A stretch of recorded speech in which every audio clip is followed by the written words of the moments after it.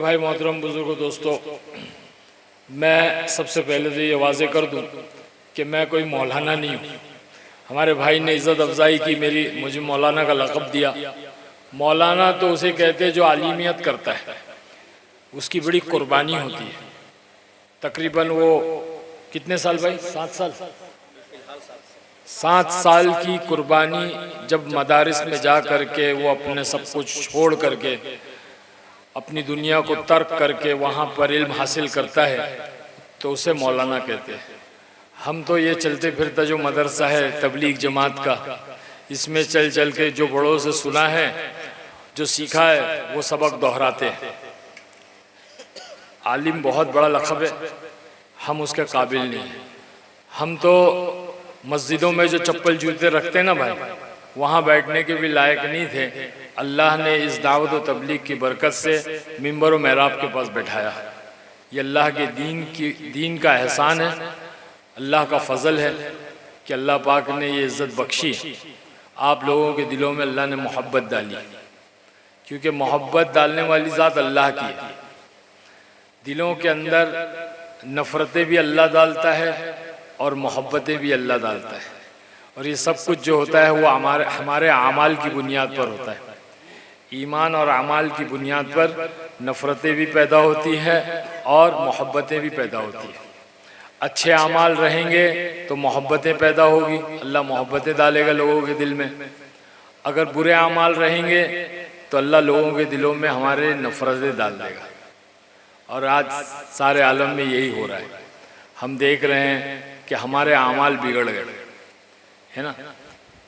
जैसे अभी भाई ने बताया कि इस जगह पे एक वक्त ये था कि यहाँ पर नाच गाना करते थे लोग, डीजे बजाते थे और वो तमाम चीज़ों को किया करते थे जिससे और अल्लाह उसके रसूल नाराज़ होते हैं। अल्लाह के नबी सल्लल्लाहु अलैहि वसल्लम ने फरमाया, जिसका मफ़हूम है कि मैं इस दुनिया में गाने बजाने को ख़त्म करने के लिए भेजा गया हूँ। म्यूज़िक, जिसको म्यूज़िक कहते हैं ना, मौसीकी, ये हराम है। हाँ, ये हराम है। तो ये हमारे नौजवान बच्चे अक्सर हम देखते हैं, हमारे शहरों में भी होता है कि जो है ईद मिलाद वगैरह, उस वक्त में लोग बड़े बड़े डीजे लगाते हैं, नौजवान बच्चे नाचते हैं, गाते हैं, बच्चियां निकल करके उन लोगों को देखती है, बेपर्दगी होती है, बहुत सारी फाहिशा चीज़ें होती हैं। तो अल्लाह का एहसान है कि अल्लाह ने ये दावत व तबलीग की मेहनत को दुनिया में चलाया, जिसकी बरकत से, जिसकी वजह से इन चीज़ों का ख़ात्मा होता आ रहा है। और इंशाअल्लाह अल्लाह की ज़ात से उम्मीद है कि जो है बहुत जल्द अनकरीब ये चीज़ें ख़त्म हो जाएगी, जैसे अभी यहाँ पर ख़त्म हो गई, है ना। अल्लाह जज़ा खैर दे उन नौजवानों को जिन्होंने बात को समझा। तो आज पूरे आलम के अंदर यही हो रहा है कि मुसलमान जो है वो दीन से हट गए, अल्लाह और उसके रसूल के बताए हुए रास्ते से हट करके मगरिबी तहज़ीब को इख्तियार कर लिया। मगरिबी तहज़ीब वो तहज़ीब है जिसको अल्लाह ने लानत भेजी है। मगरिबी तौर तरीके वो तरीके हैं जिन पर अल्लाह ने लानत भेजी है। वो तरीक़ों को हमने अपना लिया जो अल्लाह के दुश्मन हैं, अल्लाह के बागी हैं, इस्लाम के दुश्मन हैं, अल्लाह के नाफरमान हैं। उन लोगों के तौर तरीक़ों को, उनके फ़ैशन को, उनके स्टाइल को, उनके रहन सहन को हमने अपना लिया। हाँ, आप लोग तो यहाँ रहते हो माशाल्लाह, ये तो गांव है, देहात है, लेकिन जो बच्चे मुंबई में रहते हैं, दूसरे शहरों में रहते हैं, वो देखते होंगे कि हमारे मुसलमानों के आज तौर तरीके तहज़ीब क्या बन गई है। तो ये चीज़ें जो है ये लोगों के दिलों के अंदर नफ़रतें पैदा कर रही है। आज सारे आलम में हम देखते हैं कि मुसलमानों को अज़ियतें पहुंचा रहे हैं, तकलीफ़ें पहुंचा रहे हैं, मारा जा रहा है, काटा जा रहा है, इज़्ज़त अज़मत को लूटा जा रहा है। ये तमाम चीज़ें क्यों हो रही है? क्योंकि ये फ़ैसले अल्लाह की तरफ से हुए। हमने हमारी चाल बिगाड़ ली, अल्लाह ने हमारा हाल बिगाड़ दिया। दो चीज़ें हैं दोस्तों, दो चीज़ें, एक तो ख्याल है और दूसरा चाल है। जब इन दो चीज़ों को हम सही कर लेंगे, दुरुस्त कर लेंगे, ख्याल को और चाल को, तो तीसरी चीज़ अल्लाह करेगा, वो अल्लाह हमारे हाल को बदल देगा। हम परेशान हैं, पूरे आलम में मुसलमान परेशान हैं। फिर कहते अल्लाह मेरा हाल देख, तो अल्लाह कहता बंदे तेरी चाल देख। बंदा चाल बदलने को तैयार नहीं, अल्लाह हाल बदलने को तैयार नहीं। इसी कश्मकश में जिंदगी गुजर रही है। अगर मौत से पहले बंदा अपनी चाल ना बदले, अपना ख्याल ना बदले, तो बहुत बड़े घाटे में, टूटे में रहेगा, बहुत बड़े खसारे में रहेगा। ये चीज को समझाया जा रहा है। दावत और तबलीग की मेहनत से इस बात को हर एक मुसलमान को, मर्द औरत, बूढ़ा जवान, बच्चा, हर एक को समझाया जा रहा है। हम समझा सकते हैं, इसी का नाम दावत है, समझाने का नाम ही दावत है। हमारे बड़े कहते हैं कि दुनिया में जाओ, सारे आलम में जाओ, घर घर जाओ, दर दर जाओ, हाँ, गांव गांव, करिया करिया, शहर, मुल्क, सारे आलम में जाओ और जाकर लोगों को समझाओ। इतना समझाओ, इतना समझाओ, इतना समझाओ कि अपनी समझ में आ जाए। इतना समझाओ कि अपनी समझ में आ जाए। ये है दावत, कि समझाने वाले को अल्लाह पाक सबसे पहले समझाता है। दाई की दावत लोगों के लिए नहीं है, दाई की दावत खुद अपनी जात के लिए। भाई आदमी अगर बॉल को दीवार पर मारेगा तो बॉल दीवार के अंदर नहीं जाता, बल्कि वो लौट करके खुद वापस आता है। ये तरतीब है, ये उसूल है। उसी तरह से जब दावत देता है ईमान वाला, एक ईमान वाला दूसरे ईमान वाले को जब समझाता है, हक की बात समझाता है, सच बात समझाता है, तो अल्लाह सबसे पहले उसके दिल को हक से रोशन करता है, हक से रोशन करता है। और बातिल को खत्म करने के लिए, बुराई को खत्म करने के लिए हक की दावत का देना जरूरी है।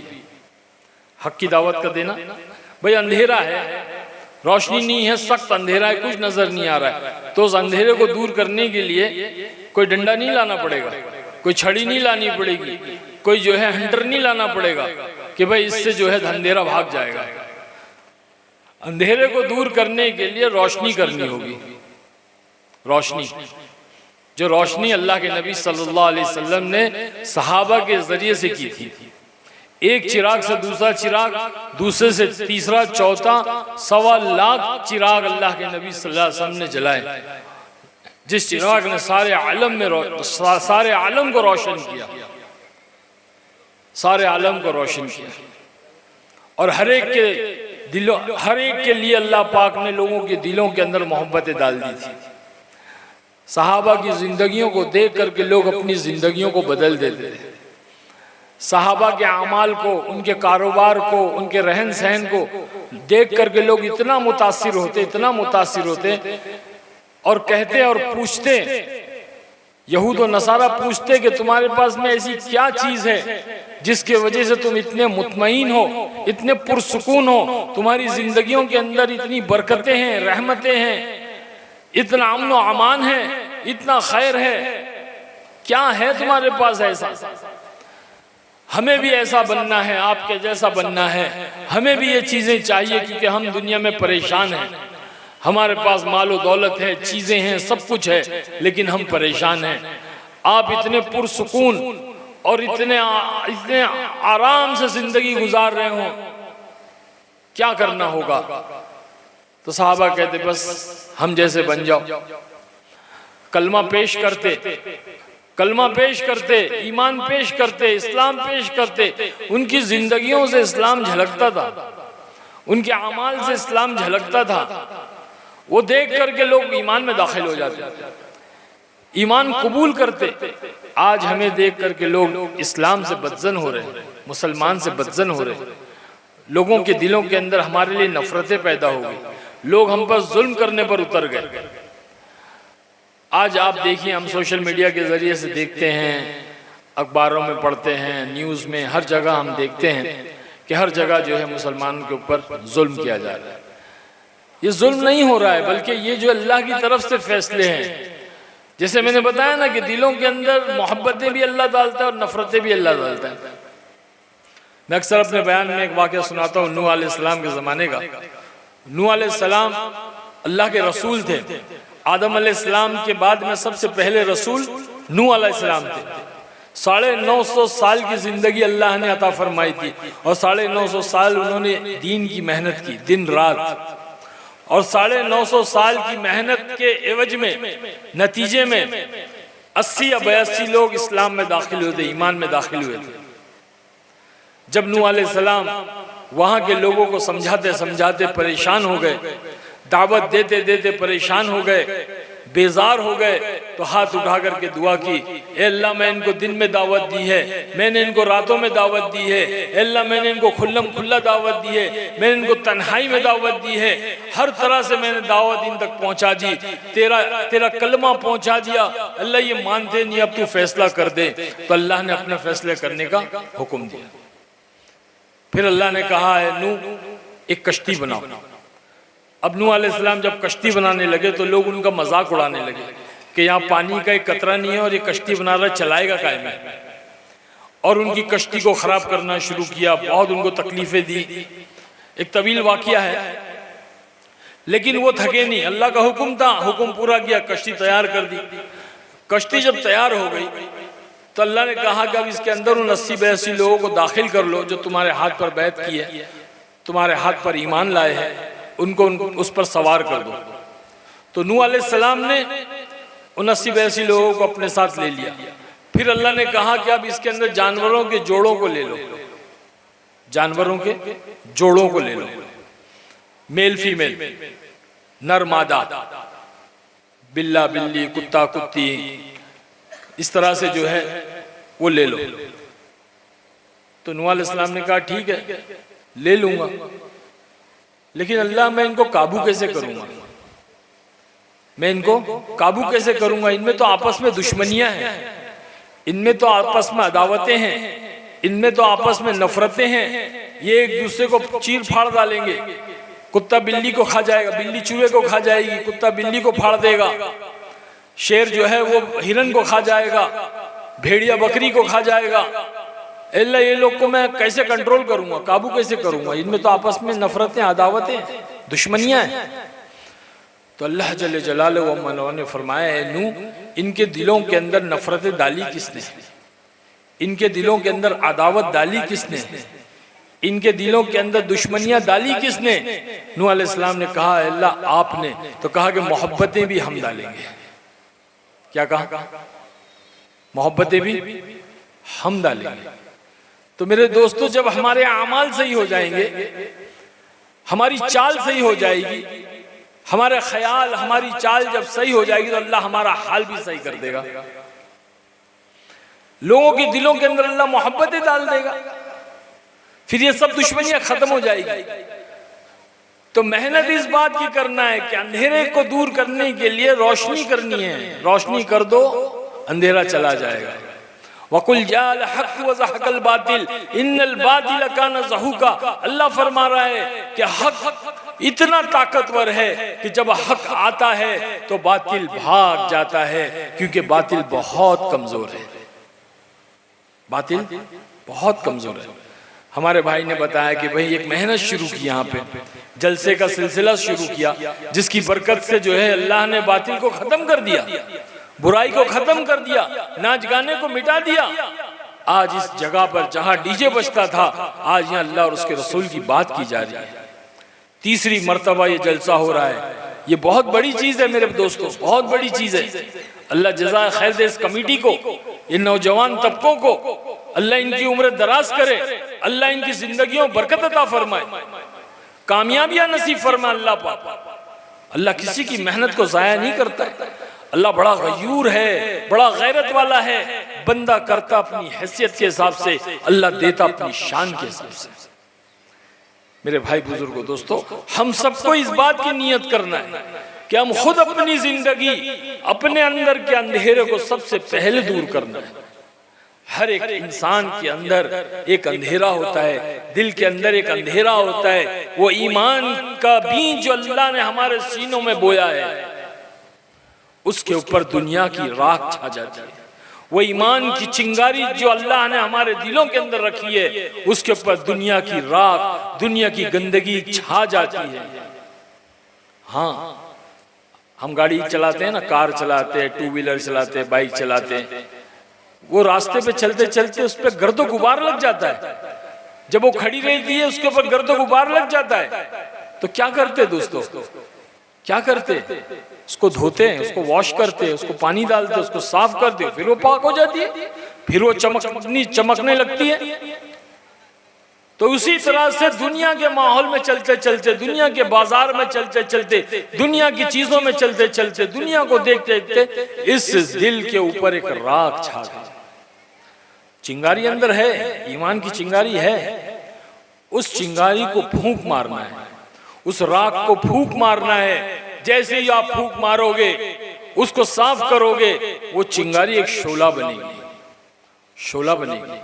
हमारी जिंदगी क्या थी, हम नाचने गाने वाले थे, फिल्मों में नाचना गाना करते थे, गुनाह करते थे, लोगों को बुराई की दावत देते थे, बुराई की तरफ बुलाते थे, घंटों घंटों हमें देखने के लिए फिल्म थिएटर के अंदर बैठ करके अपनी जिंदगी को गफलत के अंदर गुजार देते थे।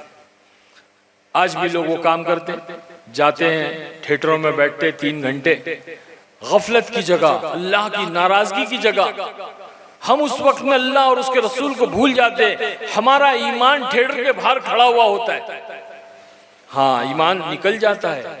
बुराई की जगह पे जब बंदा जाता है, बुराई के माहौल में जाता है, गुनाह करने जाता है, शराब पीता है, जिना करता है, तो हदीसों में आता है कि ईमान कल्ब से निकल कर, दिलों से निकल कर के बाहर खड़ा हो जाता है। अब जब वो गुनाह से फारिग होता है, उसके बाद वो गुसूल करता है, पाक होता है, फिर ईमान अंदर दाखिल होता है। ईमान ऐसी जगहों पे नहीं रहता, बिल्कुल गवारा नहीं करता इस गुनाह को, इस बुराई को। अगर उस हाल में जब ईमान निकल करके बाहर है, थिएटर के बाहर ईमान है, और जो है आदमी को वहां मौत आ जाए, अब बताओ आप, क्या वो ईमान के साथ जाएगा?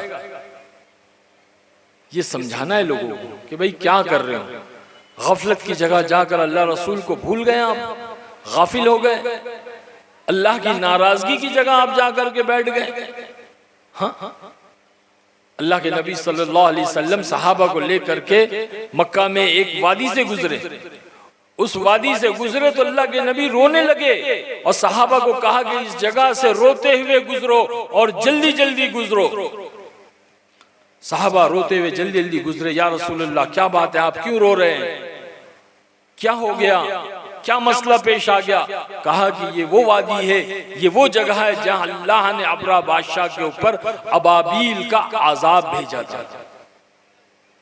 अबाबील चिड़िया का, जो अलम तरा कैफ फ़अल रब्बुका बिअस्हाबिल फील, जो सूरत हम पढ़ते हैं कुरान में, ये वो जगह है, ये वो ठिकाना है जहां ने अल्लाह ने अपना आजाब भेजा था। मैं खौफ खा गया कहीं वो आजाब अल्लाह का हम पर ना नाजिल हो जाए। इतना डर, इतना सरवरे कौनैन है, सरवरे कायनात है, सरकार दो आलम है, जिनकी तूफैल में अल्लाह ने कायनात को बनाया, जिनको सबसे पहले वजूद दिया अल्लाह पाक ने। ये कायनात का कोई वजूद नहीं था, ये कायनात का कोई ठिकाना नहीं था। उस वक्त अल्लाह ने अपने महबूब के नूर को बनाया। जब अल्लाह के नबी सल्लल्लाहु अलैहि वसल्लम मेराज में गए तो जिब्रील अमीन अल्लाह के नबी को बैतुल्लाह से लेकर बैतुल मुकद्दस पहुंचे, फिर बैतुल मुकद्दस में 2 रकात नमाज पढ़ी, फिर वहां से जो है पहले आसमान, दूसरा, तीसरा, चौथा, 5वां, 6वां और 7वां आसमान सारी सैर कराई। हर आसमान पर हर नबी से मुलाकात हुई, हर आसमान पर हर नबी से मुलाकात हुई, मुख्तलिफ अलग अलग नबी से हर आसमान पर मुलाकात हुई। अर्श के करीब पहुंचे जिब्रील अमीन, अल्लाह की सबसे बड़ी मखलूक, सबसे बड़े फरिश्ते अर्ज करते हैं, या रसूलुल्लाह सल्लल्लाहु अलैहि वसल्लम, बस ये मेरी हद है, अब यहाँ से मैं एक कदम भी नहीं आगे बढ़ा सकता। अगर मैंने एक कदम आगे बढ़ाया तो मैं अल्लाह के नूर से, अल्लाह की तजल्ली से जलकर खाक हो जाऊंगा, मगर आप यहाँ से आगे जा सकते हैं। जहाँ जिब्राइल की हद खत्म हुई, वहां से अल्लाह की नबी की हद शुरू हुई और अल्लाह के नबी, अल्लाह के महबूब अल्लाह के पास पहुंचे, आमना सामना हुआ, राजो नियाज की बातें हुई और लौटते वक्त अल्लाह ने आपकी उम्मत के लिए एक अजीम शान तोहफा, नमाज का तोहफा दिया। अल्लाह के नबी सल्लल्लाहु अलैहि वसल्लम नमाज का तोहफा लेकर जब आ रहे थे तो रास्ते में जिब्राइल अलैहिस्सलाम से पूछा, ए जिब्राइल, आपकी उम्र कितनी है? How old are you? How old are you? What is your age? आपकी उम्र क्या है? तो जिब्राइल अमीन ने, जिब्राइल अलैहिस्सलाम ने एक सितारा आसमानों में दिखाया और कहा, या रसूलुल्लाह सल्लल्लाहु अलैहि वसल्लम, ये सितारा 70,000 साल में एक मर्तबा निकलता है। क्या फरमाया? अरे बोलो ना। 70,000 साल में एक मर्तबा निकलता है, और इस सितारे को मैंने 70,000 मर्तबा देखा है। इस सितारे को मैंने 70,000 मर्तबा देखा है। आप बताएं क्या उम्र होगी जिब्राइल अलैहिस्सलाम की? तो ये सुनकर अल्लाह के नबी सल्लल्लाहु अलैहि वसल्लम ने फरमाया, जिसका मफहूम है, ए जिब्राइल, कसम है उस पाक जात की जिसके कब्जे में मेरी जान है, वो सितारा मेरा नूर है। बोलो सुभान अल्लाह। वो सितारा मेरा नूर है। तो कब अल्लाह ने अपने हबीब को बनाया, आपके नूर को कब वजूद में लाया? वैसी शख्सियत, वैसे नबी ऐसी जगह से गुजर रहे तो रोते हुए, अल्लाह की पनाह मांगते हुए सहाबा से कह रहे कि यहां से रोते हुए गुजरो। जहां अल्लाह का अजाब आया था, कब आया था? आपके दादा के जमाने में आया था। अबरा बादशाह का अजाब जो आया था, अल्लाह के नबी सल्लल्लाहु अलैहि वसल्लम के दादा के जमाने में आया था। जब वो काबे को ढाने के लिए हाथियों का लश्कर लेकर आया था, तो अल्लाह ने चिड़िया के जरिए से, अबाबील के जरिए से उन हाथियों को हलाक किया था। एक एक चिड़िया आती, एक एक कंकर फेंकती, और वो कंकर एटम बम का काम करता, भूसा बन जाता वो हाथी। वैसे उस जमाने में आए हुए अजाब को अल्लाह के नबी कह रहे हैं कि यहां से निकलो, कहीं अल्लाह के अजाब में ना जाए। और हम ऐसी जगह पे जाकर बैठते हैं जहां अल्लाह की नाराजगी होती है, गफलत की जगह, गफलत की जिंदगी। अल्लाह को गफलत की जिंदगी बिल्कुल पसंद नहीं है। अल्लाह ने कहा है कि तुम मेरी याद में जिंदगी गुजारो, जिक्र करो मेरा, मुझे याद करो, कदम कदम पे याद करो, मेरा शुक्र अदा करो। लइन शकरतुम लाज़ीदन्नकुम वलइन कफरतुम इन्ना अज़ाबी लशदीद। अल्लाह फरमा रहा है कि तुम मेरा शुक्र अदा करोगे तो मैं तुम्हारी नियामतों को बढ़ाऊंगा। हम शुक्रगुजार बने, हम अल्लाह के फर्मा बरदार बने, मुती बने, अल्लाह के हुक्मों के मुताबिक जिंदगी गुजारे। बल्कि अल्लाह ने ये जिंदगी गुजारने के लिए नहीं दी है दोस्तों। जिंदगी तो सब गुजार रहे है ना, ईमान वाले भी गुजार रहे हैं, गैर ईमान वाले भी गुजार रहे हैं, दरिंदे चरिंदे परिंदे, पाए दो पाए चौपाए, सब जिंदगी गुजार रहे हैं। लेकिन अल्लाह ने ईमान वालों से कहा कि तुम जिंदगी गुजारोगे नहीं, बल्कि जिंदगी को संवारोगे। ईमान वाला इस दुनिया के अंदर जिंदगी गुजारने के एतबार से नहीं भेजा गया, बल्कि ईमान वाला इस दुनिया के अंदर जिंदगी संवारने के एतबार से भेजा गया। और जिंदगी संवारने के लिए एक ही चीज है, वो है दीन। बस दीन के अलावा कोई रास्ता नहीं है जिससे आदमी की जिंदगी संवरे, जिससे आदमी की जिंदगी में चैन, सुकून, अमन व अमान, रहमतें, बरकतें, कामयाबियां आए। दीन के अलावा ऐसी कोई चीज अल्लाह ने दुनिया में नहीं रखी जिसके जरिए से आदमी के अंदर ये चीजें आए। ये चैन, सुकून, अमन व अमान, रहमतें, बरकतें, ये बाजारों में नहीं मिलती, ये रुपयों पैसों से नहीं मिलती, डॉलर और रियाल से नहीं मिलती, ये दरहम से नहीं मिलती। दोस्तों, ये जो मिलती है ये अल्लाह के दीन के जरिए से मिलती है। आज हम आपके सामने हम बैठे हुए, एक जमाना था, एक दौर था, 90s में हमारी बहुत सारी फिल्में आई। एक उरूज का दौर था, एक ऊपर चढ़ने का दौर था, एक कामयाबी का दौर था, एक धोखे की जिंदगी में मुब्तला थे। ये दुनिया धोखे का घर है। अल्लाह कहता है कि दुनिया मताउल गुरूर, ये दुनिया धोखे का घर है। वो जिंदगी को हम कामयाबी की जिंदगी समझ रहे थे, तरक्की की जिंदगी समझ रहे थे, इज्जत दौलत शोहरत वाली जिंदगी समझ रहे थे। लेकिन जब पता चला कि दिल के अंदर सुकून नहीं है, चैन नहीं है, बरकतें नहीं हैं, राहतें नहीं हैं, अमन व अमान नहीं है, बेचैनियां हैं, परेशानियां हैं। अरे भाई सब कुछ है, फिर ये क्यों हो रहा है? जब ये बात दिल में पैदा हुई और जब ये गम पैदा हुआ, अल्लाह ने रास्ते खोला। एक बंदा मुलाकात हुई, अल्लाह के रास्ते में आए अमीर साहब, फकीरी हालत में, सफेद लिबास, सफेद दाढ़ी, उम्र दराज आदमी, दाई अल्लाह हमारे इंतजार में खड़े हुए। हम सुबह शूटिंग पर जा रहे हैं और वो फजर की नमाज पढ़ के हमसे मिलने आ रहे हैं, क्योंकि हम जमात वालों से नहीं मिलते थे। हमारे जहन में ये था कि जमात वाले जो है ले जा करके मुल्ला मौलवी बना देते हैं, ये तो जिंदगी बर्बाद कर देते हैं। ये बदजन हो गए थे हम, हमारी ये सोच बन गई थी। इसलिए वो हमसे अकेले तन्हाई में मिलने को आए, जमात की शक्ल में नहीं आए। आकर हमारी गाड़ी के पास ठहर गए। हम गए, देखे तो एक बंदा खड़ा हुआ है, फकीराना हाल है, कपड़े मैले कुचेले है, बुजुर्ग है। तो उन्होंने हमें सलाम किया, तो हमने जवाब दिया। हमने सोचा साहिल है, फकीर है, मांगने के लिए आया है। हमने जेब में हाथ डाला कुछ देने के लिए, तो कहा कि ना ना ना, मैं आपसे एक सवाल करना चाहता हूँ। मैंने कहा पूछिए, क्या बात है? कहने लगे ये बताओ कि मरना है कि नहीं मरना है। बोला धत्तेरी की, कौन है यार बूढ़ा सुबह सुबह मरने की बात कर रहा है, मलकुल मौत तो नहीं है। एकदम गुस्सा आया। सुबह सुबह हम काम धंधे पे जा रहे हैं, शूटिंग पे जा रहे हैं, और ये बूढ़ा जो है मरने की बात कर रहा है, मरना है कि नहीं मरना है।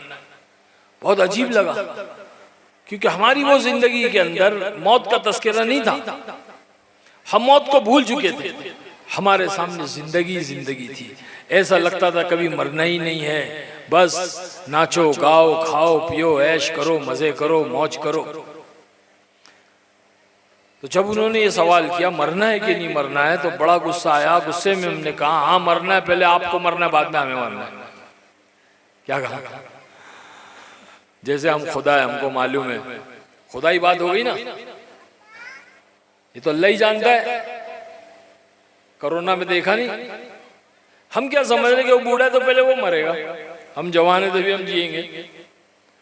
कोरोना में देखा, दादा के कांधे पे पोते का जनाजा, बाप के कांधे पे बेटे का जनाजा। हाँ, कौन गया कौन आया कुछ समझ में नहीं आया उस दौर में। गांव हो, देहात हो, शहर हो, हर जगह यही आलम, पूरी दुनिया में। तो हमने गुस्से में कहा पहले आपको मरना है बाद में हमें मरना। तो कहने लगे हाँ पहले हमें मरना है बाद में आपको मरना है। अच्छा ये बताओ कब्र के अंदर गाड़ी जाएगी कि दाढ़ी जाएगी? दूसरा सवाल है फौरी तौर पे। दाई है ना, दाई को हिकमत होती है। फौरन कहा ये बताओ कब्र में गाड़ी जाएगी कि दाढ़ी जाएगी? गुस्से में तो था, फौरन मैंने भी कहा कब्र आपका दिमाग खराब हो गया, कब्र के अंदर गाड़ी कैसे जाएगी, कब्र के अंदर दाढ़ी जाएगी? तो कहने लगे हाँ कब्र के अंदर गाड़ी नहीं जाएगी, कब्र के अंदर दाढ़ी जाएगी। तो गाड़ी वाली जिंदगी के लिए वक्त जाया क्यों करते हो, दाढ़ी वाली जिंदगी क्यों नहीं इख्तियार करते? दाढ़ी वाली जिंदगी तो जनाब रसूलुल्लाह सल्लल्लाहु अलैहि वसल्लम की जिंदगी। बस ये कहकर सलाम करके चले गए। और वो बात जो दिल पे लगी, कहते हैं दिल से निकले जो आह असर रखती है, पर नहीं ताकत परवाज मगर रखती है। अंदर रूह तक बात पहुंची और सोच में पड़ गया कि ये दाढ़ी वाली जिंदगी क्या है, दाढ़ी वाली जिंदगी क्या है। बस इसी सोच और इस फिक्र में लग गया। अल्लाह ने फिर दूसरा जरिया बनाया, दूसरी जमात इंग्लैंड से आई, उसमें अमीर साहब थे तो डॉक्टर थे, उनसे मुलाकात की इजाज़त ली गई। तो मैंने इजाज़त दे दी और मैं उनके साथ बैठ करके उनकी बातें सुनी। 1 घंटा अंग्रेजी में उन्होंने दावत दी, इंग्लिश, क्योंकि उनको उर्दू हिंदी नहीं आती थी। इंग्लैंड में पैदा हुए थे, इंग्लैंड में पले बड़े थे, तो उनकी बातें सुनकर बड़ा मुतासिर हुआ। उन्होंने मेरी तशकील की, 4 महीने की नहीं की, चिल्ले की भी नहीं की, 3 दिन की भी नहीं की। उन्होंने सिर्फ इतनी तशकील की कि हमारी जमात यहाँ आई हुई है, मरकज़ में ठहरी हुई है, आप थोड़ी देर के लिए नौजवान बच्चों से मिलने के लिए आ जाइए, क्योंकि बच्चे आपकी सारी फिल्में देखे हैं, आपके बड़े फ़ैन हैं, आपसे बड़ी मोहब्बत करते हैं। जब उनको पता चला कि आप यहाँ रहते हो तो वो आपसे मिलना चाहते हैं। थोड़ी देर की बात थी, मैंने कबूल कर ली, ठीक है मरकज़ में जाएंगे, बच्चों से मिल लेंगे। तो एक दिन मैं एक वक्त में जो है हफ्तेवार इज्तिमा के दिन मैं वहाँ पहुँच गया, और जैसे ही मैं वहाँ पहुँचा तो पब्लिक वो पीछे आती ना, जैसे इन्होंने कहा ना रॉकी, वो एक नाम आज तक चला आ रहा है, वो बच्चे पीछे पड़े, रॉकी आ गया, रॉकी आ गया, रॉकी आ गया। अब वो जिम्मेदारों ने ले जा करके मुझे कमरे में बैठाया, मैं कमरे में बैठा, स्पीकर लगा हुआ था, मैं जो है वो बयान सुनने लगा। तो उसमें जो साथी बात कर रहे थे वो कहने लगे कि अल्लाह ने कामयाबी दीन में रखी है। अब मुझे मालूम नहीं कि दीन किसको कहते हैं, मैं समझ रहा हूँ दिन और रात, डे एंड नाइट। मैं परेशान हो गया, ये बोल रहा कामयाबी दिन में रखी है, हमारे वहां तो कामयाबी रात में है। अब शैतान दिमाग में क्या बात डाल रहा है कि हमारे वहां तो कामयाबी रात में है, इनके यहाँ कामयाबी दिन में है। हमारे यहाँ तो सारी बुराई रातों में होती है ना भाई, सारी अय्याशियाँ, सारे शराब की जो है मजलिस लगती है, महफिलें लगती है, जिना की जो है वो गुनाह होता है, वो सब रातों को होता है। तो मेरे को इतना भी नहीं मालूम था कि दीन किसे कहते हैं। खैर उनकी बात सुन ली, सुनने के बाद सारी बात ऊपर से चले गई। उसके बाद में वो नौजवान बच्चे आए, मुलाकात किए, खूबसूरत नौजवान बच्चे, इंग्लैंड के बच्चे, गोरे गोरे साफे बाने हुए। मुलाकात के बाद दरखास्त की कि आप आज हमारे साथ खाना खाएं। उनके साथ मैं खाना खाया। वो खाने में अल्लाह ने वो अजीब लज्जत, सादा सुदा खाना था, वो लजीज अल्लाह ने लज्जत रखी। बड़ी बड़ी 5 स्टार होटलों में वैसा मज़ा नहीं आया वो उस खाने में दस्तरखान पे बैठ करके। मैं कहता हूँ अक्सर वो तबलीग की दाल ने हराम की बिरयानी छुड़ा दी। वो मज़ा खाने के बाद में जब मैं कहा कि चलता हूँ तो कहने लगे आज अल्लाह के घर की चटाई पे सो जाए। हर साथी यही कह रहा, अल्लाह के घर की चटाई पे सो जा, अल्लाह के घर की चटाई पे सो जा। अल्लाह की, आप तो बड़े बड़े होटलों में, 5 स्टार होटलों में, महलों में रहते हो, आप तो जो है वो नरम गद्दों पे रहते हो, एयर कंडीशन कमरों में रहते हो, आज आप हमारे साथ अल्लाह के घर की चटाई पे सो जाए ना। वो अल्लाह की घर की चटाई सुन सुनकर एकदम दिल के अंदर खौफ पैदा हुआ। मैंने कहा कि ठीक है भाई मैं सो जाता हूँ। तो दोस्तों जब मैं सोया उनके साथ तो अल्लाह पाक ने ऐसी नींद और सुकून की नींद अता फरमाई जिसकी तलाश में मैं सारी जिंदगी रहा। वो नींद मुझे अल्लाह ने उसी वक्त में, उसी दिन, उसी रात को जो अल्लाह ने मुझे अता फरमाई। और जब 2 बजे 2:30 बजे का वक्त था, एक साथी ने आकर के मुझे जगाया और कहा कि आपने कहा था रात को कि आप चौकीदारी करेंगे, तो आप उठ जाइए चौकीदारी के लिए। क्योंकि सोने से पहले मशवरा हो रहा था, तो उसमें मैंने भी अपना नाम लिखाया था कि मैं भी चौकीदारी करूंगा।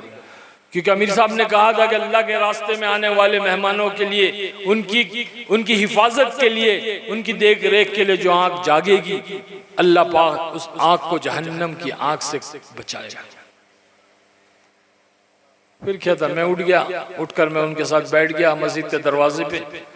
उन्होंने अल्लाह रसूल की बात शुरू की। मेरे दिल में ख्याल आया, आरिफ खान तू इतना बड़ा बॉलीवुड स्टार है, इतना बड़ा एक्टर है, और तू अल्लाह के घर के उधर बैठ कर के चौकीदारी कर रहा है। अल्लाह चाहता तो तुझे किसी के दर का कुत्ता बना देता। मेरे दिल में ये ख्याल ही आ रहा है कि मुझे रोने की आवाज सुनाई दी। पहली सफ में कुछ साथी रो रहे हैं, तहज्जुद में गिड़गिड़ा रहे हैं, बच्चों की तरह रो रहे हैं। मैंने उनसे पूछा, फारूक जनाब बात क्या है, ये क्यों रो रहे हैं, इनको क्या परेशानी है, क्या जरूरत है, क्या चाहिए? तो कहा कि ये सहाबा की तरह रो रहे हैं, इसी तरह अल्लाह के नबी भी रोया करते थे, उम्मत के गम में, उम्मत के दर्द में, उम्मत की कामयाबी के लिए, उम्मत के गुनाहों को बचाने के लिए। मैंने सोचा कि आज के जमाने में माँ अपनी औलाद के लिए रोती, बाप अपनी औलाद के लिए रोता, इस वक्त में तो हर कोई सोता है, और ये लोगों के लिए, मुसलमानों के लिए रो रहे हैं। हमारे मौलाना यूनुस साहब रहमतुल्लाह अलैह महाराष्ट्र के बहुत बड़े अल्लाह वाले गुजरे। वो अक्सर अपने बयान में कहते थे, कहाँ मिलेंगे ऐसे नौकर, कहाँ मिलेंगे ऐसे खादिम, कहाँ मिलेंगे ऐसे लोग जो अपना लगाते हैं, अपना खपाते हैं, फिर रातों को उठ कर रोते हैं और कहते हैं अल्लाह माफ कर दे, माफ कर दे, जैसा करना था वैसे नहीं किया। ये सहाबा की सिफत थी कि दिन में घोड़े की पुष्ट पे सवार होते, रात को मुसल्ले की पुष्ट पे सवार होते और अल्लाह के सामने बच्चों की तरह रोते थे कि अल्लाह जैसा करना था वैसे नहीं किया। तो जब मैंने उनकी ये बात सुनी, मैं जाके वजू करके मैंने पहली बार तहज्जुद की 2 रकात नमाज पढ़ी और अल्लाह से दुआ की, अल्लाह का ये सच्चे, इनका काम सच्चा, इनका रोना सच्चा, तो अल्लाह तू मुझे हिदायत दे और मुझे इनके साथ जोड़ दे। बस वो कबूलियत का वक्त था, अल्लाह ने उस दुआ को कबूल किया। दुआ करके जाकर मैं जैसी चटाई पे लेटा, लेटते ही मुझे आंख लग गई। फिर अल्लाह ने वही नींद अता फरमाया, वो इस सुकून की नींद जो नरम नरम गद्दों में, एयर कंडीशन कमरों में और नशे करने के बाद वो नींद नहीं आती थी, वो बेकरारी और बेचैनी रहती थी, वो अल्लाह ने वो सुकून अता फरमाया। बस फजर की अजान में आँख खुली, आँख खुलते ही मैंने नमाज पढ़ी फजर की और उसके बाद मैंने जो है बयान के बाद में 3 दिन का इरादा किया। 3 दिन अल्लाह के रास्ते में मुझे ले गए। जाने के बाद में मुझे पता चला कि हकीकत क्या है, ईमान क्या है, अल्लाह क्या है, अल्लाह के रसूल क्या है, दीन क्या है। सहाबा की जिंदगी सामने आई तो जिंदगी की हकीकत से बेदार हुआ उस वक्त। उससे पहले गफलत में था, गाफिल था, दीन से दूर था, अल्लाह उसके रसूल से दूर था, ईमान किस चिड़िया का नाम है पता नहीं था। जब अल्लाह की राह में निकल के कुर्बानी दी गई, तो जब मेरे दिल के अंदर जो चिंगारी के ऊपर राख जमी हुई थी, जब उस पर साथियों ने फूंक मारा, अल्लाह ने उस चिंगारी को शोला बनाया, ऐसा शोला बनाया। आज 25 साल हो गए इस मेहनत के अंदर लगे हुए, अल्लाह के रास्ते में चलते रहते हैं। ये हकीकत है कि दाढ़ी वाली जिंदगी को इख्तियार करने के लिए सब कुछ कुर्बान कर दिया। जब बात समझ में आ गई, जब तक बात समझ में नहीं आएगी और बंदा अल्लाह के सामने गिड़गिड़ाएगा नहीं, तौबा नहीं करेगा, अल्लाह मगफिरत नहीं करता, अल्लाह हिदायत नहीं देता। अल्लाह का दीन इतना सस्ता नहीं है कि बंदा अल्लाह के दीन को पीठ दिखाए और अल्लाह पीठ पर चिपका दे। ये कोई फिल्म का पोस्टर नहीं है कि पीठ पर चिपका दिया जा लेके। अल्लाह कहता है वल्लज़ीन जाहदू फीना लनहदियन्नहुम सुबुलना, जो हिदायत के लिए जद्दोजहद करेगा हम उसके लिए हिदायत की राहें खोल देंगे, हिदायत के रास्ते खोल देंगे। रास्ता नहीं कहा, अल्लाह ने सुबुलना कहा, हम उसके लिए रास्ते खोल देंगे, रास्ते खोल देंगे, अनेक रास्ते खोल देंगे। जब हिदायत की तलब करेगा, जब मांगेगा अल्लाह से, अगर हम नहीं मांगे तो हम अल्लाह को परवाह। अल्लाह कहता बंदे तू पहले, हर जगह अल्लाह कहता बंदे तू पहले, फज़कुरूनी अज़कुरुकुम, पहले तू मेरा जिक्र कर मैं फिर तेरा जिक्र करूंगा। इन तंसुरुल्लाह यंसुरुकुम, पहले तू मेरे दीन की मदद कर फिर मैं तेरी मदद करूंगा। अल्लाह कहता है तू 1 बाली से आएगा मैं 2 बाली से आऊंगा, तू 1 हाथ आएगा मैं 2 हाथ आऊंगा, तू चल कर आएगा मैं दौड़ कर आऊंगा। क्योंकि अल्लाह बड़ा है, इसीलिए कहते अल्लाहु अकबर। हर नमाज में, हर रुकुन में अल्लाहु अकबर कह करके हम वो अमल करते हैं ताकि हमारे दिल और दिमाग में ये बात बैठ जाए कि अल्लाह बड़ा है। उस बड़े के सामने हम गुनाह करें, उस बड़े की नाफरमानी करें। अरे दोस्तों, हमने नाफरमानी को गुनाह ही नहीं समझा है। नाफरमानी बहुत बड़ा गुनाह है। आज हर कोई नाफरमानी कर रहा है। हमारी बहनें भी यहाँ बैठी हुई, कान खोल कर सुन ले। आज औरतें अपने शौहर की नाफरमानी करती है, आज बच्चे अपने वालिदैन की नाफरमानी करते हैं, नौकर अपने मालिक की नाफरमानी करता है, और इसने बड़े गुनाह को कोई गुनाह ही नहीं समझता। बच्चे कहते हैं डिया माँ बाप, अरे वो जमाना और था, आपका जमाना और था, हमारा जमाना कंप्यूटर का जमाना है, टेक्नोलॉजी का जमाना है, आज हम बहुत आगे निकल गए, आपकी बात आज के जमाने में सूट नहीं करती है, आज के जमाने में मैच नहीं करती, आपका तजुर्बे मैच नहीं करते हैं। ये कह करके वालिदैन की बात को ठुकरा देती है औलाद, नाफरमानी करती। मैं आपको बताता चाहूंगा दोस्तों कि नाफरमानी कितना बड़ा गुनाह है। आसमानी दुनिया में सबसे पहला जो गुनाह हुआ है वो मुझे आप बताएं, क्या गुनाह हुआ है? क्या गुनाह मौलाना? आसमानी दुनिया में कोई बताएगा मुझे? इस मजलिस में, इस महफिल में कोई बताएगा?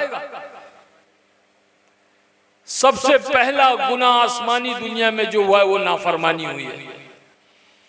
अज़ाज़ील शैतान ने, इब्लीस ने नाफरमानी की अल्लाह की। शराब नहीं पिया, जुआ नहीं खेला, जिना नहीं किया, चोरी नहीं की, डाका नहीं डाला, कत्ल नहीं किया, बल्कि नाफरमानी की। नाफरमानी अल्लाह ने जब हुक्म दिया फरिश्तों की कि आदम अलैहिस्सलाम के सामने झुक जाओ, सजदे में चले जाओ, तो सारे फरिश्ते सजदे में चले गए। ये तन्हा खड़ा रहा, कहने लगा खलक़तनी मिन तीन खलक़तहु मिन नार। ये तो मिट्टी से बना हुआ है, मैं तो आंख से बना हुआ, मैं इसको सजदा करूंगा? तकब्बुर अज़ाज़ील राखार्द कर के ज़ंदान लानत गिरफ्तार कर। उसके तकब्बुर ने लानत की जंजीरों में जकड़ लिया उसको। नाफरमानी की पहला गुनाह आसमानी दुनिया में जो हुआ है वो नाफरमानी हुई। और दूसरा गुनाह आसमानी दुनिया में क्या हुआ? दूसरा गुनाह आसमानी दुनिया में जो हुआ है वो भी नाफरमानी हुई। वो आदम अलैहिस्सलाम से खता हो गई, चूक हो गई, भूल हो गई, शैतान के बहकावे में आ गए। वो दरख्त के पास ना जाना, वो सजर के पास ना जाना, वो फल ना खाना, खा लिया। अल्लाह ने दुनिया में उतार दिया, आदम अलैहिस्सलाम को भी उतार दिया, अम्मा हवा को भी उतार दिया, शैतान को भी उतार दिया। 40 साल तक के मियाँ बीवी को जुदा कर दिया नाफरमानी की वजह से। 40 साल रोते रहे आदम अलैहिस्सलाम, खून की लड़ियां आंखों से बहने लग गई। इतना रोए, उतना रोए, फिर अल्लाह को रहम आया, जिब्राइल अमीन को भेजा, कहा कि जाओ कहो कि इनसे कहे रब्बना ज़लमना अनफुसना व इन लम तग़फिर लना व तरहमना लनकूनन्न मिनल खासिरीन। ये कह करके जब दुआ मांगी तो अल्लाह ने माफ कर दिया, मियाँ बीवी को मिला दिया। तो आसमानी दुनिया में सबसे पहला जो गुनाह हुआ नाफरमानी, और जमीनी दुनिया में सबसे पहला जो गुनाह हुआ वो भी नाफरमानी हुई कि बेटे ने बाप की बात को ना माना, काबिल ने आदम अलैहिस्सलाम की बात को ना माना, बाप की नाफरमानी की। पहला गुनाह नाफरमानी हुई और दूसरा गुनाह कत्ल हुआ कि भाई ने भाई का कत्ल किया, काबिल ने हाबिल का कत्ल किया। मेरे भाई बुजुर्गों दोस्तों, नाफरमानी को आज हम गुनाह नहीं समझते हैं। हमारी जिंदगी आज नाफरमानियों में गुजर रही है। हमारे नौजवान बच्चे बच्चियां अपने वालिदैन की फर्माबरदारी करें। जब हम वालिदैन की फर्माबरदारी करेंगे तो अल्लाह के रसूल के फर्माबरदारी करेंगे। जब अल्लाह के रसूल की फर्माबरदारी करेंगे तो अल्लाह की फर्माबरदारी करेंगे। ऐसे सिस्टम जाएगा। डायरेक्ट अल्लाह की फर्माबरदारी नहीं कर पाएगा बंदा, पहले माँ बाप की फर्माबरदारी करनी होगी। अल्लाह ने एक जिंदगी दी है, बहुत छोटी सी जिंदगी है दोस्तों। किसी को पता नहीं कौन कब चला जाएगा। आगा अपनी मौत से कोई बशर नहीं, सामान 100 बरस का पल की खबर नहीं। मौत से किसकी रिश्तेदारी है, आज उनकी तो कल अपनी बारी है। इस दुनिया में हर चीज सराय फानी देखी, हर चीज यहाँ पे आनी जानी देखी। जो आके ना जाए वो बुढ़ापा देखा, जो जाके ना आए वो जवानी देखी। बुढ़ापा आ जाता है तो जाता नहीं दोस्तों। करोड़ों रुपए हैं, करोड़ों प्रॉपर्टी है, सब कुछ है, बुढ़ापा आ गया तो किसी काम का नहीं। एक लुकमा खाने की आदमी की ताकत नहीं रहती। तो बुढ़ापा आ जाता है तो जाता नहीं, जवानी चले जाती तो आती नहीं। इसलिए कहते हैं इस दुनिया में हर चीज सराय फानी देखी, हर चीज यहाँ पे आनी जानी देखी। जो आके ना जाए वो बुढ़ापा देखा, जो जाके ना आए वो जवानी देखी। इसलिए हिम्मत का डरता है क्या, देख खुदा करता है क्या। हर तमाशे करके देखा, ये तमाशा करके देख। बेअदब जी के देखा, बाअदब जी के देख। हम बाद वाली जिंदगी जिए, और बाद वाली जिंदगी सिर्फ एक जिंदगी है, वो दीन बस। इसके अलावा कोई जिंदगी, कोई तरीका, कोई फैशन, कोई स्टाइल मोतबर नहीं, अल्लाह को पसंद नहीं है, सब अल्लाह की नाराजगी के तरीके है। एक ही तरीका है, वो अल्लाह के नबी सल्लल्लाहु अलैहि वसल्लम वाला तरीका है। आपकी सुन्नतें, आपका रास्ता, आपका लाया हुआ दीन बहक है, बरहक है, और जो इसको गले लगाएगा अल्लाह उसको गले लगाएगा।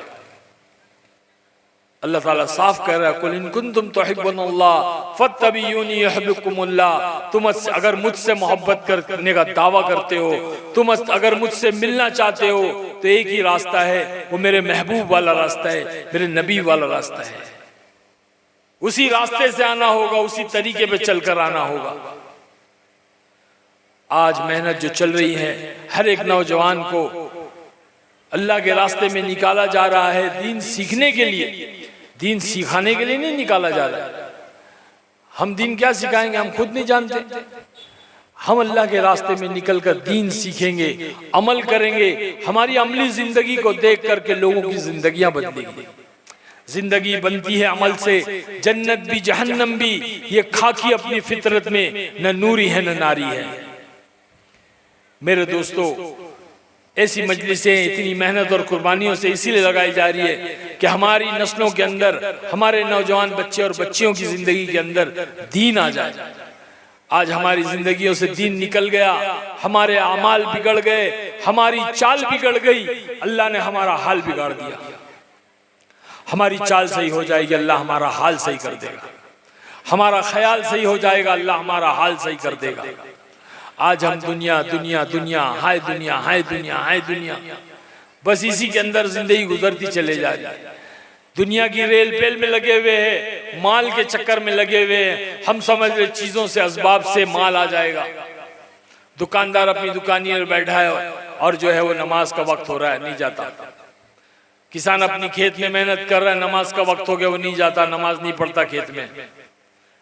बागबान अपने बाग में है, नमाज का वक्त हो गया, नहीं जा रहा है। ताजिर अपनी तिजारत में है, नमाज का वक्त हो गया, नहीं जा रहा है। अल्लाह का हुक्म हर कोई मुसलमान तोड़ रहा है। रमजान में मस्जिद आबाद है, बगैर रमजान में मस्जिद वीरान। अल्लाह का घर वीरान हो जाए, हमारा घर आबाद हो जाए, ये हो ही नहीं सकता ना। अगर हम चाहते हैं कि हमारा घर आबाद हो जाए, तो हमें अल्लाह के घर को आबाद करना। अल्लाह के घर के अंदर कैसे लोग, ज्यादा से ज्यादा लोग नमाज पढ़ने, नमाज के वक्त आ जाए, इसकी मेहनत करनी होगी और हमें करना होगा। Ram Shyam Ghanshyam Tom Dick and Harry नहीं करेगा, ये अब्दुल जब्बार और अब्दुल सत्तार करेगा। अल्लाह ने हमें जिम्मेदार बना के भेजा है, अल्लाह ने हमें दाई बना करके भेजा है। हम तो माल के चक्कर में लगे। हमारा ईमान और यकीन बन गया कि असबाब के जरिए से माल बनेगा और माल के जरिए से हम कामयाब हो जाएंगे। लेकिन हम ये देखना भूल गए कि अल्लाह पाक ने लफ्ज़ अमाल के अंदर माल को छुपा के रखा है। अल्लाह ने लफ्ज़ अमाल के अंदर माल को छुपा के रखा है। आ माल, आ माल, आ माल, आ माल। समझ में आ रही बात? लफ्ज़ अमाल के अंदर माल है। माल करो, अमाल करोगे अल्लाह माल देगा। माल का कमाना, माल का मिलना कोई गुनाह नहीं है, कोई बुराई नहीं है। बस हलाल तरीके से कमाना है और हलाल तरीके से खर्च करना है। जायज तरीके से कमाना है, जायज तरीके से खर्च करना है, ये शर्त है। अल्लाह कल क़यामत में 5 सवालों में एक सवाल करेगा, माल कहां से कमाया और कहां खर्च किया। तो मेरे भाई बुजुर्गों, दोस्तों, हम देखें क्या अमाल हमारी जिंदगी में है और हम माल कमा रहे हैं तो ये खैर है। अगर अमाल हमारी जिंदगी में नहीं है और माल के पीछे लगे हुए, तो ये जो है शर है, ये बर्बादी है, ये हलाकत है, ये खसारा है।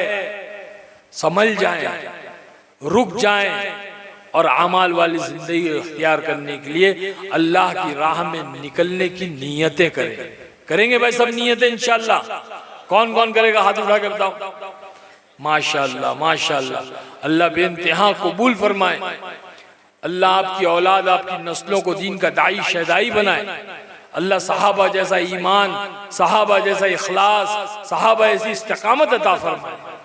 मेरे भाई बुजुर्गों दोस्तों, हमारी ज़िंदगी तो दावत और तबलीग की मेहनत से बदली है और हमें इस पर पूरा यकीन है, हमारा ईमान है कि ये सादगी वाली सीधी सादी मेहनत है, ये चलता फिरता मदरसा है। हाँ, आज कोई इंस्टीट्यूट, कोई यूनिवर्सिटी, कोई कॉलेज, कोई स्कूल में दीन नहीं सिखाया जाता भाई, दीन नहीं सिखाया जाता है। हर जगह दुनिया सिखाई जा रही है, डॉक्टर बनाया जा रहा है, इंजीनियर बनाया जा रहा है, टेक्नीशियन बनाया जा रहा है, हर एक लाइन का हुनर सिखाया जा रहा है। सीखना है, ज़रूरी है, सीखें, इससे कोई रुकावट नहीं, कोई एतराज़ नहीं, लेकिन हम पहले दीन सीखें। मेरी ज़िंदगी का मकसद तेरे दी की सरफराजी, मैं इसीलिए मुसलमान, मैं इसीलिए नमाजी। इसलिए हम अपनी औलादों को खूब पढ़ाएं, खूब लिखाएं, खूब तरक्की कराएं, लेकिन साथ साथ सबसे पहले दीन की फिक्र करें। अगर हमारे बच्चे और बच्चियों की ज़िंदगी में दीन होगा, वो कितने भी बुरे माहौल में जाएंगे तो अपने ईमान और अमाल की हिफाजत करेंगे। अगर हमें बच्चों की ज़िंदगी में दीन नहीं होगा तो आज दुनिया का माहौल इतना गंदा, इतना ख़तरनाक है कि हमारे बच्चे और बच्चियां बहक जाएंगे और बहक करके बुराई के रास्तों पर चले जाएंगे। मैं तो पूरे हिंदुस्तान में जाता हूँ, लोग मुझे बुलाते हैं, हर जगह की कारगुजारी मेरे सामने आती है।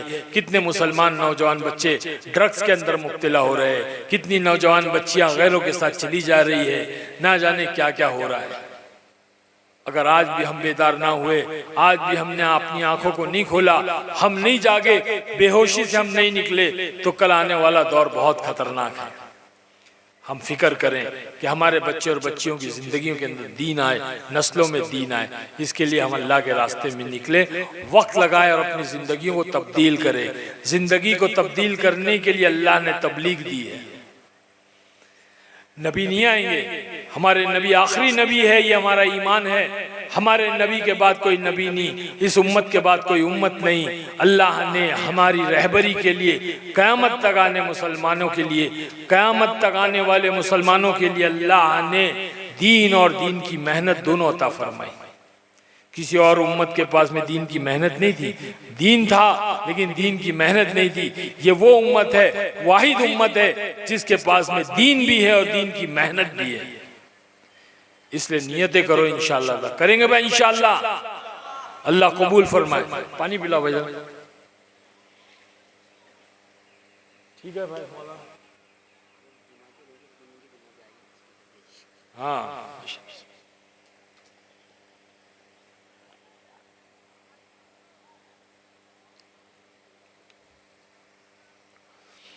हमारे मौलाना हाफिज साहब कह रहे कि 3 दिन की जमात जाएगी इंशाअल्लाह, जुम्मा से ना, ये जुम्मा से 3 दिन की जमात जाएगी इंशाअल्लाह। कौन सी मस्जिद है? ये बाजू में, इस मस्जिद से जाएगी 3 दिन की जमात इंशाअल्लाह। जाएंगे भाई, कौन कौन जाएंगे? थोड़ा नाम हाथ उठा दे बस, 3 दिन के लिए, सिर्फ 3 दिन के लिए बताए भाई। साथी हाथ उठा दे, सिर्फ नाम नहीं लिखेंगे। क्या नाम है? राहतुद्दीन। 3 दिन के लिए भाई साथी, और 3 दिन के लिए बताएं। क्या नाम है आपका? देखो, हम 4 महीने नहीं मांग रहे आपसे, 40 दिन भी नहीं मांग रहे, हम सिर्फ 3 दिन मांग रहे हैं। बताएं भाई, 3 दिन के लिए बताएं।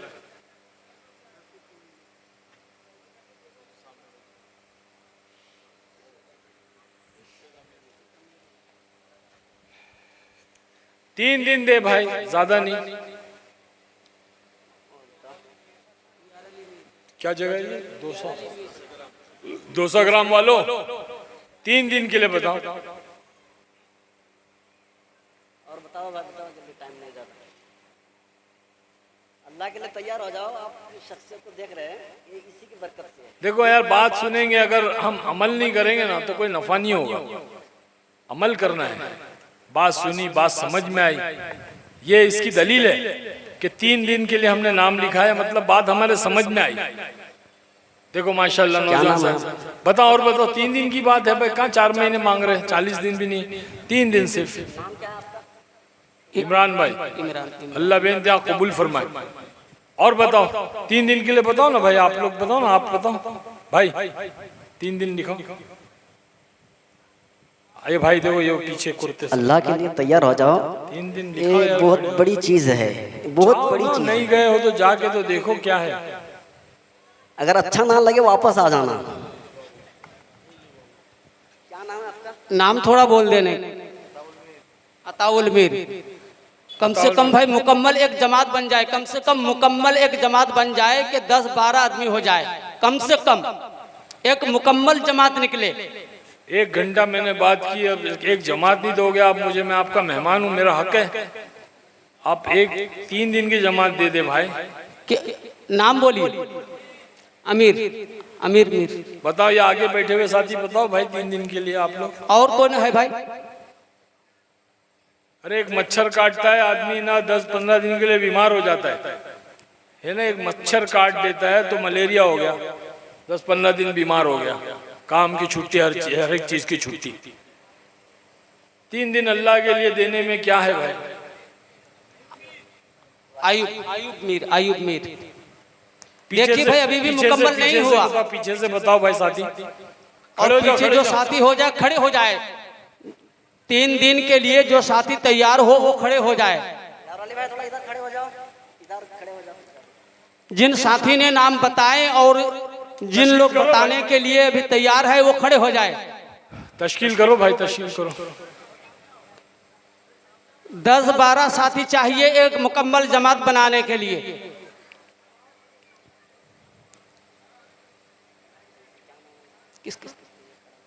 हाँ देखो नाम साथी खड़े लिख यार। तश्कीलें करो। वो जो पीछे खड़ा हुआ क्या नाम है उनका भाई?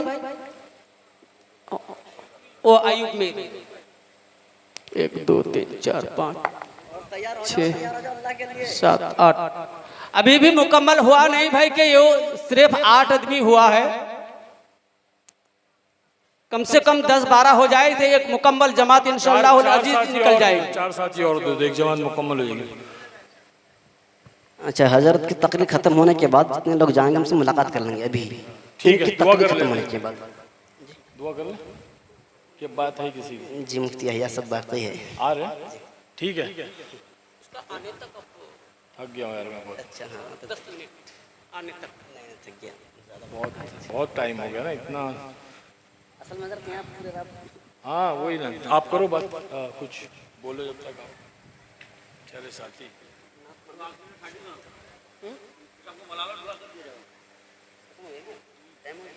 हाँ तो नहीं बस खत्म।